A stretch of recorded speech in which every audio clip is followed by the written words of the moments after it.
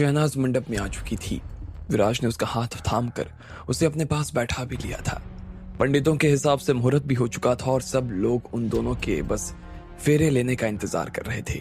लेकिन जैसे ही विराज शहनाज की मांग में सिंदूर लगाने वाला था कि इतने में पीछे से लकी की आवाज आई। वो गुर्राते हुए विराज के सामने आकर खड़ा हो गया। विराज एक बार के लिए तो घबरा गया, लेकिन फिर उसे लगा जैसे कि उसे घबराने की कोई जरूरत नहीं थी। उसके पास में योगीराज था और योगीराज आराम से लकी से निपट सकता था। लेकिन फिर भी विराज ये बर्दाश्त नहीं कर सकता था कि उसकी शादी में किसी तरह का तमाशा हो। वो पूरी तरीके से उसे बचाना चाहता था। हाँ, एक बार उसकी शादी अगर शहनाज से हो जाती तो फिर वो आसानी से लकी से निपट सकता था।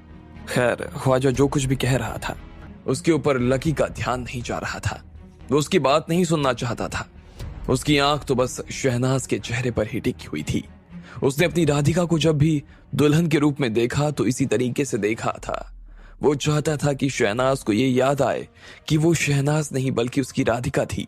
वो विराज को वहां से हटाकर उसकी जगह पर बैठ जाना चाहता था। लेकिन लकी जिस तरह से शहनाज को देख रहा था, शहनाज लकी को उस तरह से नहीं देख रही थी। वो उसे बहुत ही घिन भरी नजरों से देख रही थी। उसे लकी के ऊपर गुस्सा आ रहा था और उसका गुस्सा देखकर लकी को एक बार के लिए डर लगना शुरू हो गया। क्या सच में वो विराज से ही शादी करना चाहती थी? लकी अपने आप में यही सवाल कर रहा था। शहनाज, क्या तुम सच में विराज से शादी करना चाहती हो? लकी ने उससे पूछ लिया। उसका दिल बेचैन हुए जा रहा था। वो सूखे पत्ते की तरह हो गया जो किसी भी पल में डाल पर से टूट सकता था।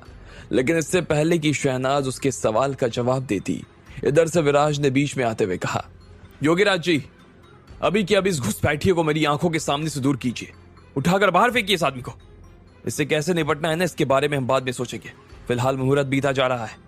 जैसे ही विराज ने इतना पर कहा, उसके बाद में भीड़ को चीरते हुए योगीराज उसके सामने आकर खड़ा हो गया।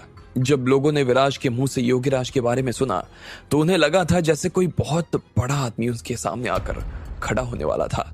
उन्हें लग रहा था कि वहां मौजूद हर मर्द से उसका आकार कम से कम 2 गुना होगा। लेकिन जैसे ही उन लोगों ने योगीराज को देखा तो सब लोगों के हौसले पस्त हो गए। उन्हें उसे देखकर निराशा हो रही थी। वो एक दुबला पतला और बूढ़ा सा आदमी था। वो लकी का क्या बिगाड़ सकता था? अब हर किसी को ऐसा लगने लगा कि विराज ने अपने ही गले में मुसीबत मोल ले ली थी। विराज शायद किसी और को बुलाना चाहता था, लेकिन उसके सामने कोई और आकर खड़ा हो गया। योगीराज आया और लकी के सामने आकर खड़ा हो गया। छोटे भाई, दिख नहीं रहा कि विराज भाई की शादी हो रही है? ऐसे दूसरे लोगों के फेरों में टांग अड़ाना अच्छी बात नहीं होती है। मुझे लगता है कि इन्हें इनका काम कर देना चाहिए, ठीक है? और जहां तक सवाल हम दोनों का है तो हम दोनों एक दूसरे को थोड़े खुले में देख लेते हैं। अब चाहो तो तुम मेरे हाथों भी मर सकते हो और चाहो तो लूले लंगड़े भी हो सकते हो। तुम्हारी जो भी इच्छा हो उसे मैं पूरा कर दूंगा। क्या कहते हो, चले? योगीराज ने घमंड भरी नजरों से और आवाजों के साथ में लकी की तरफ देखते हुए कहा। जैसे ही उसने इतना भर कहा कि इतने में वो थोड़ा सा नीचे झुका और उसने देखा कि उसके नीचे का जो फर्श था उसमें दरारें आने शुरू हो गई। वहां लगा संगमरमर चटक गया। जो लोग अभी तक योगीराज को हल्के में ले रहे थे, जब उन्होंने ये सब देखा तो भाई वो तो हैरान ही हो गए। एक आदमी सिर्फ अपने पैर की हरकत से फर्श को कैसे चटका सकता था? अगर वो इतने में से इतना कर सकता था तो फिर तो जब वो लकी के ऊपर हाथ उठाता तो वो क्या नहीं कर सकता था? सब लोगों की नजर में अब योगीराज के लिए इज्जत बढ़ गई। लकी भी उसकी इस हरकत को देखकर थोड़ा सा चौंक गया। वो समझ गया कि उसके सामने जो आदमी खड़ा था वो कमजोर तो नहीं था, उसमें काफी ताकत थी। लकी ने तुरंत उसे देखा और कहा, वैसे मैं भी आपको एक चीज बता देना चाहता हूं। अभी जब मैं अंदर आ रहा था तो 2-4 लोग और आपके जैसे मुझे दरवाजे के बाहर मिले थे। वो भी मुझे इसी तरह से रोकने की कोशिश कर रहे थे, लेकिन मैं तो यहाँ अंदर आ गया और वो लोग उधर कुत्तों की तरह ना जमीन पर पड़े हुए रो रहे हैं। आप उनका रोना सुन सकते हैं और अगर आपकी इच्छा हो तो मैं आपकी भी वैसी ही ख्वाहिश पूरी कर दूंगा, आपको भी रुला सकता हूँ। क्या है कि जब लड़की की विदाई होती है ना तो लड़की वाले रोते हैं, लेकिन यहाँ तो लड़के की विदाई होने वाली है, इसलिए लड़के वाले को तो रोना ही पड़ेगा ना। अरे वाह मेरे बातों के बादशाह, क्या बात है। चलो अब देख ही लेते हैं कि किसकी बातों में ना कितना दम है और किसकी लातों में कितना दम है।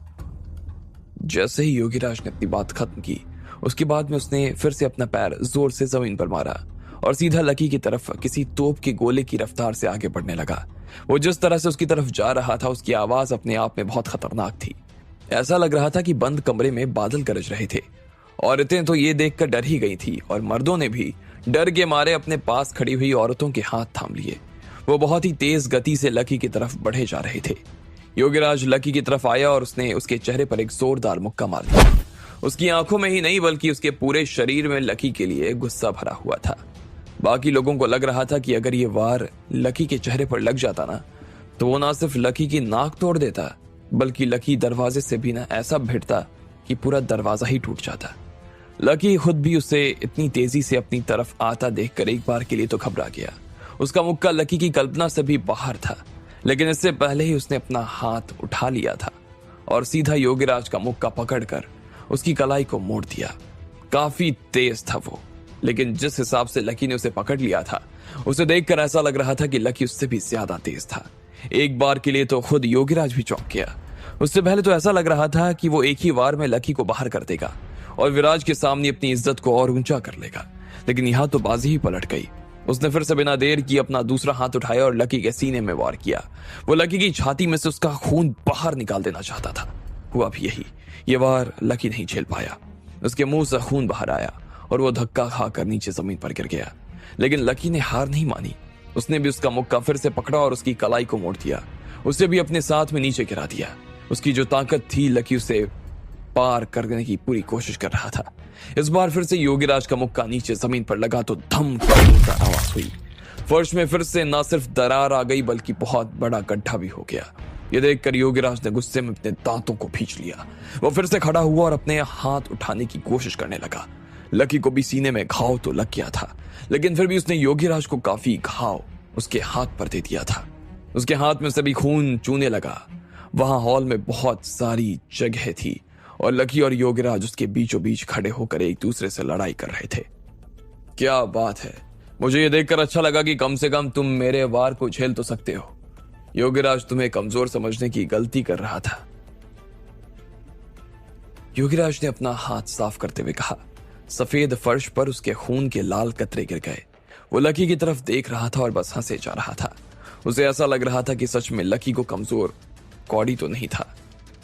वैसे योगीराज भी भारत का सबसे बड़ा मार्शल आर्टिस्ट था, लेकिन फिर भी तुम भी ये मत सोच लेना कि मेरे वार से बच गए हो तो बच ही जाओगे।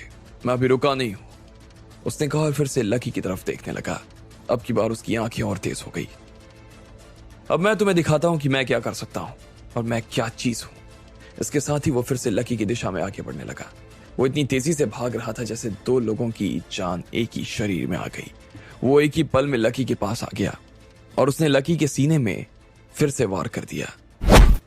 इस बार योगीराज को काफी खुशी हो रही थी कि वो लकी को आराम से हरा सकता था।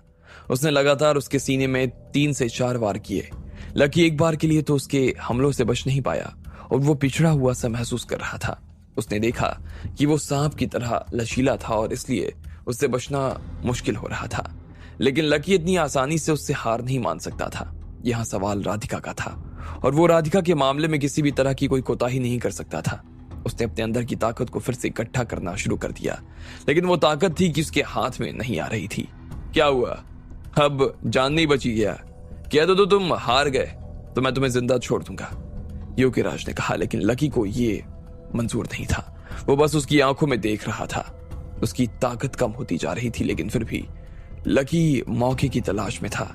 वो देख रहा था कि वो योगीराज पर वार कैसे कर सकता था। जैसे ही योगीराज ने विराज की तरफ उसकी तारीफ पाने के लिए देखा कि इतने में लकी ने उसके ऊपर हमला कर दिया। उसने अपना हाथ खोला और सीधा योगीराज के गले पर वार किया। इस वार की योगीराज को उम्मीद नहीं थी और वो एक बार के लिए तो घबरा गया। अगर वो जोर से लग जाता तो शायद योगीराज यही खत्म हो जाता, लेकिन इससे पहले कि वो लगता उसने अपने आप को नीचे झुका लिया। इधर लकी को ऐसा लग रहा था कि यही सही मौका था जब वो उसे उठाकर वो नीचे गिरा सकता था। योगीराज को भी यही लग रहा था कि लकी की जान अब खत्म होने वाली थी और उसने फिर से अपने टूटे हुए हाथ की मुट्ठी बांध ली। अगर ये मुक्का उसे लग जाता तो लकी का सपना टूट जाता। लेकिन लकी ने 1 सेकंड के लिए अपनी आंखें बंद की और जिजीविषा की सिखाई हुई टेक्निक को फिर से याद करने लगा। योगीराज को लगा कि लकी पागल हो गया था। मनी मन उसे ऐसा लगने लगा कि वो जीत गया था, लेकिन जैसे ही उसका हाथ लकी के चेहरे पर पड़ा तो उसे लगा कि उल्टा उसके हाथ की उंगलियां टूट गई। ये देखकर योगीराज अब हक्का पक्का हो गया था। उसे सांस लेते हुए भी नहीं बन रहा था और वो घबराया हुआ सा लकी को देखे जा रहा था। वो बहुत ज्यादा डर गया। लकी ने अपनी आंखें खोली और उसे मुस्कुराते हुए देखने लगा। इधर योगीराज के मन में उसके लिए ढेर सारे सवाल खड़े हो गए। इतने बड़े वार को वो इतनी आसानी से कैसे झेल गया? ऐसी क्या शक्ति उसके अंदर थी जो उसे झेल गया था? योगीराज को लग रहा था कि अभी जो कुछ हुआ ये नामुमकिन था। ऐसा तो नहीं हो सकता था। वो सिर्फ एक छोटा सा लड़का था, ऐसे में वो उसका वार कैसे झेल सकता था? इतने में लकी ने फिर से अपनी ताकत का इस्तेमाल किया और उसका हाथ पकड़कर जोर से खींचा। उसका हाथ अलग हो गया और देखते ही देखते योगीराज नीचे जमीन पर गिर गया। जैसे ही वो जमीन पर गिरा कि इतने में लकी ने अपना पैर हवा में उठाया और वो उसके सीने पर जोर से एक लात मारने वाला था। अब आगे क्या होने वाला था? क्या लकी योगीराज को खत्म ही कर देता? क्या इसके बाद वो शहनाज को अपने साथ ले जाने वाला था? आपको क्या लगता है, क्या होंगे इन सभी सवालों के जवाब? कमेंट बॉक्स में कमेंट करके हमें जरूर बताएं। और सभी सवालों के जवाब को जानने के लिए सुनते रहिए सिर्फ पॉकेट एफएम पर।